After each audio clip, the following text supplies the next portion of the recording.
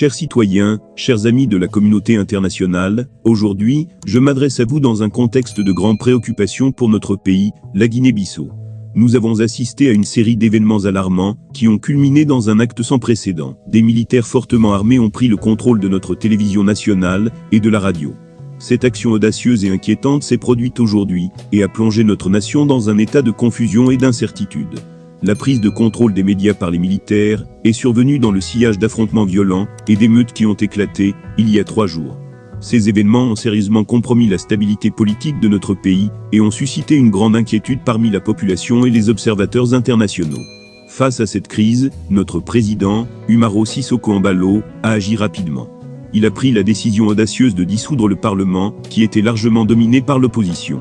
Cette dissolution, annoncée ce lundi 4 décembre 2023, a suivi une réunion cruciale du Conseil d'État, convoquée par le président dans le but de prévenir une escalade vers un coup d'État. Malgré ces mesures prises par le président Embaló, la situation demeure extrêmement précaire. Des rumeurs non confirmées circulent, suggérant qu'une tentative de coup d'État est en cours contre le président Sissoco Embaló. Les intentions des militaires qui ont pris le contrôle des médias nationaux restent floues, car ils n'ont pas encore explicitement revendiqué leur motivation ou leur demande. Dans ce contexte tendu, la communauté économique des États de l'Afrique de l'Ouest, CEDEAO, a réagi avec véhémence, condamnant fermement cette tentative de perturbation de l'ordre constitutionnel. Dans une déclaration publiée depuis Abuja le 1er décembre 2023, la CEDEAO a exprimé sa profonde préoccupation face aux violences à Bissau et a appelé à la stabilité dans notre pays. La CEDEAO a clairement condamné la violence sous toutes ses formes et a exhorté à l'arrestation et à la poursuite judiciaire des auteurs de ces actes, conformément à la loi. Cette déclaration souligne aussi la pleine solidarité de la CEDEAO avec le peuple et les autorités constitutionnelles de la Guinée-Bissau. Ces développements surviennent à un moment particulièrement délicat, juste avant la prochaine réunion de la CEDEAO sur le Niger. Cela soulève des inquiétudes légitimes quant à la stabilité régionale en Afrique de l'Ouest. La Guinée-Bissau rejoint malheureusement la liste des pays africains confrontés à des défis politiques majeurs, suscitant des préoccupations quant à l'avenir politique de notre région. La situation en Guinée-Bissau reste très volatile. Le monde entier observe de près l'évolution de la situation, espérant ardemment une résolution pacifique de cette crise.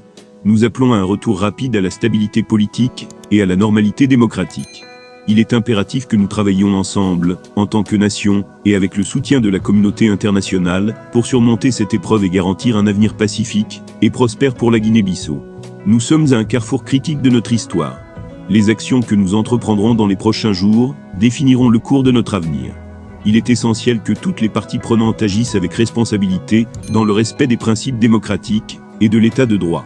En tant que peuple, nous devons rester unis et résolus face à cette épreuve, en veillant à préserver la paix et la stabilité dans notre pays.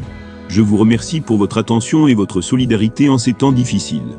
Ensemble, nous espérons et œuvrons pour un avenir meilleur pour la Guinée-Bissau.